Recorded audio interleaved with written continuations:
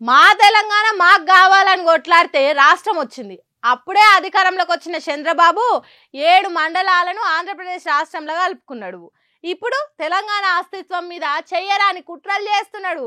దాని మీదనే మొన్న కవులు మేధావులంతా తెలంగాణను ఆంధ్రాలో కలిపే కుట్రలు జరుగుతున్నాయని చెప్పిండ్రు. అది సాలదన్నట్టు ఇంకో పక్క మహారాష్ట్ర ఏం చేస్తున్నదో చూడుండ్రి. ఇసోంటి రోజులే ఎప్పటికుంటే తెలంగాణ రాష్ట్రం ఉంటుందా? కరిగి కరిగి కాను రాకుండా అవుతుందా అనే అనుమానం కొడుతున్నది నాకైతే. కాంగ్రెస్ పార్టీ అధికారంలోకి వచ్చినాక తెలంగాణ సకదనం తిరిగి వెలిగిపోతున్నది అనేది ఇగో మహారాష్ట్ర మంత్రి చంద్రశేఖర్ బవాంకులే చెప్తున్నాడు. సార్ చెప్పుండ్రి, మాకైతే మరాఠా రాదు, జరంత అర్థమయ్యేటట్టు చెప్పు.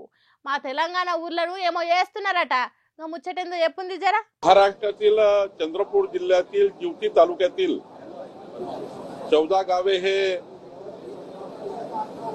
तेलंगणा आणि महाराष्ट्र बाउंड्रीवर आहे आणि ही 14 गावं महाराष्ट्राच्या जमाबंदी आयुक्ताच्या रेकॉर्ड प्रमाणे ही सर्व गावं महाराष्ट्राची आहेत.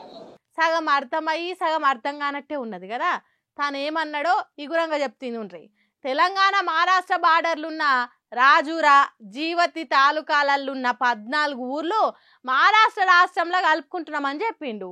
హే చల్, మా ఊర్లు కలుపుకోనికే మీరెవలు అని అంటే ఈ మహారాష్ట్ర మంత్రి చెప్పిన 14 ఊర్ల జనాలే తీర్మానాలు రాసిండ్రట. తెలంగాణ రాష్ట్రంలో మేము ఉండము, మహారాష్ట్రలో కలుస్తామని కాగితాలు రాసి అక్కడి సర్కారు చేతిలో పెట్టిండ్రట. అంటే మన ఇంటి తాళం వాళ్ళ చేతిలో పెట్టిండ్రా అన్నట్టు. అందుకే జనాల ఇష్టం కొద్దే ఊర్లను కలుపుకుంటున్నామని చెప్తుండు. ఎసోంటి రోజులు వచ్చినాయో చూడుండ్రి. కేసీఆర్ ముఖ్యమంత్రిగా ఉన్న 10 ఏళ్లల్లా ఈ తీరుగా జరిగింది ఎక్కడన్నా? మహారాష్ట్ర రైతులు జనాలు తెలంగాణకు వచ్చి అయ్యా కేసీఆర్ మా ఊర్లను మీ రాష్ట్రంలో కలుపుకొని రయ్యా అని బతిలాడిండ్రు. రైతు బంధు, దళిత బంధు, కేసీఆర్ కిట్లు, జిల్లాకో మెడికల్ కాలేజు ఇట్లాంటివి పక్కకుండి చూసినోళ్ళాయే. అందుకే తెలంగాణలో కలవాలని ఆశపడ్డారు. కానీ ఇప్పుడు సీన్ రివర్స్ అయింది. తెలంగాణ ఊర్లు మేము మహారాష్ట్రలోనే కలుస్తామని తీర్మానాలు రాసిచ్చిండ్రట. లెక్కకైతే రైతు ప్రభుత్వం ఇందిరమ్మ ప్రభుత్వంలో ఉంటామనే అనాలే కానీ వాళ్ళు అటు దిక్కే మొగ్గు చూపుతున్నారట. ఇట్లనే తెలంగాణ బార్డర్లు ఉన్న ఊర్లు పక్క రాష్ట్రాలలో కలిసిపోతే ఐసుగడ్డ కరిగినట్టు రాష్ట్రం గరుగుడు ఖాయమంటారు ఈ ముచ్చట తెలిసిన తెలంగాణ మేధావులు. ఇప్పుడు కాంగ్రెస్ సర్కార్ అంటే రైతు రాజ్యం, రైతుల కోసం ఎల్లప్పుడూ ఆలోచించే ప్రభుత్వం అని సర్కారు ఇంత పొడుగు మాటలు మాట్లాడుతుంది. మరి రైతుల గురించి అంతగానం ఆలోచిస్తే రైతన్నలు ఎందుకు ఇట్లా ధర్నాలు చేస్తారు చెప్పుర్రి? అది కూడా కాంగ్రెస్ పార్టీ కార్యకర్తలు రైతులు లీడర్లే గిట్లా రోడ్డు ఎక్కిర్రంటే ఇదేం కర్మనో ఏం పాడో.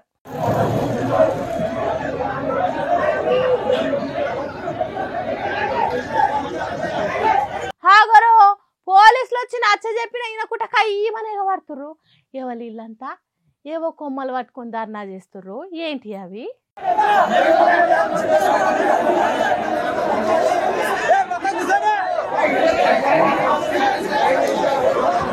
అరే ఒరు సీడుపత్తి రైతన్నలు కదా గిల్లంతా. చూస్తుంటే లొల్లి గట్టిగానే అవుతుంది. ధర్నా పెద్ద ఎత్తులనే చేస్తురు కదా.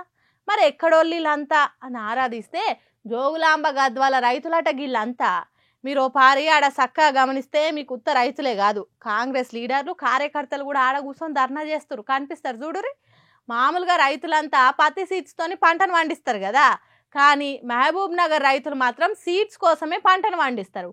ఒక్క మాటలో చెప్పాలంటే అందరికి దొరికే సీడ్స్ పత్తిని గీ రైతులే సాగు చేసి పండిస్తారు అన్నట్టు. అయితే ఏమిటికొచ్చిన ధర్నా ఇదంతా అంటే ఈ సీడ్ పత్తి రైతులకు అన్యాయం చేస్తుందట సర్కారు. ఇంతకు ముందు సర్కారే మొత్తం పంట కొనేదంట, కానీ ఇప్పుడేమో ఎకరాకు 1 కింటా 50 కిలోల పంట మాత్రమే కొంటుందట.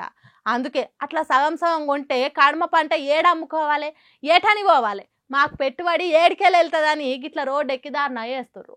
రైతులకు సోపతి కాంగ్రెస్ లీడర్లు కార్యకర్తలు కూడా రోడ్లు ఎక్కేసరికి గద్వాల రోడ్ అంతా 7 కాడికి ట్రాఫిక్ జామ్ అయిందట.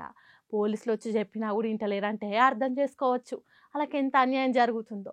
జర సర్కార్ అయినా ఓ మెట్టు దిగొచ్చి ఎప్పటి లెక్కనే మొత్తం పంట కొని రైతులను ఆదుకుంటే బాగుండు అని మాట్లాడుతుర్రు రైతుల కుటుంబాల మొత్తం. ఏందో ఏమో సర్కార్ జర సోచో కదా, పాపం మా రైతన్నలు వాళ్ళను అట్లా బాధ పెడితే మీకేమొస్తుంది? జర అక్కడి మంత్రులు ఎమ్మెల్యేలైనా సీఎం సార్కు చెప్పురు కదా.